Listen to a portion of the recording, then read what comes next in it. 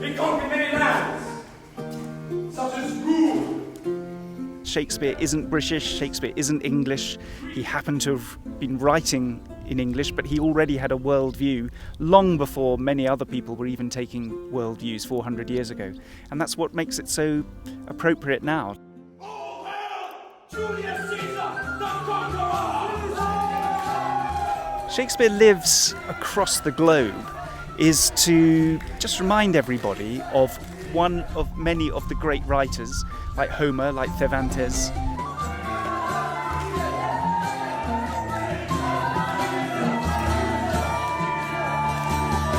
The British Council have set up all sorts of initiatives across the world to do with Shakespeare Lives. I myself was involved in a tour of India with Twelfth Night just before Christmas. But the most exciting place that we performed A Midsummer Night's Dream was at the Citadel in Erbil. It was an incredible opportunity to just mix up this 5,000-year-old historical place with a 400-year-old play and a contemporary production, using Kurdish actors and Arabic actors speaking Shakespeare in this incredible kind of melting pot, I suppose, of civilizations and of cultures. You walk through all this kind of ancient history before you end up performing it there. It's a fantastic way of performing any theatre, but especially performing Shakespeare. It's like an archaeological dig, and you see all the different layers of history when you're performing it live in that moment. It's very inspiring.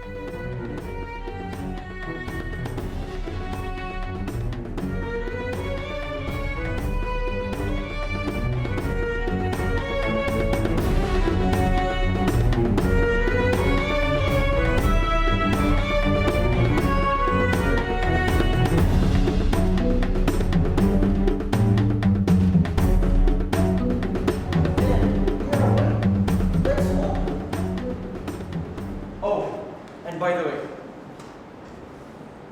let us recount our dream.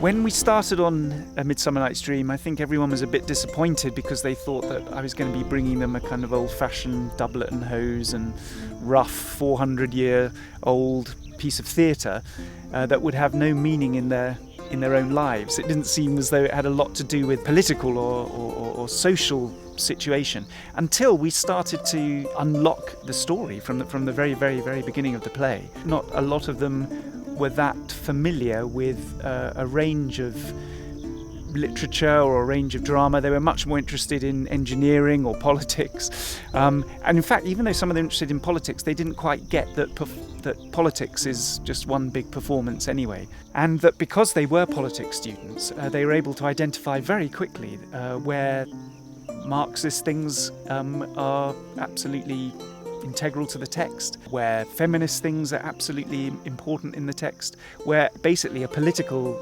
interpretation of the text is unavoidable, I think. Give me your hands, if we be friends, and Robin shall restore a man.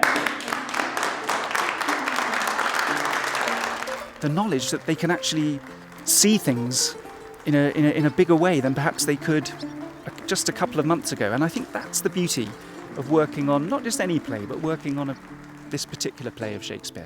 It's A Midsummer Night's Dream. The dreams are people's hopes. And by the end of the play, everybody has been transformed.